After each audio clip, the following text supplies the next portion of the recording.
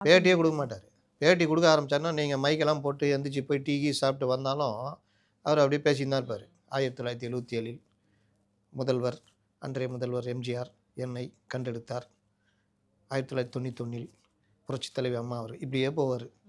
இந்த நம்ம சில பேருடைய பேச்செலாம் கேட்கும்போது பார்ப்பேன், என்னடா உள்ளாட்டாகுது டக்குன்னு இது பண்ணி ப்ளேபேக் ஸ்பீடை வந்து 2ல் வச்சோம். நார்மலாக இருக்கும். அதில் பார்த்தீங்கன்னா திருமாவளவன் இவர் எல்லாம் அந்த மாதிரி கேஸ்.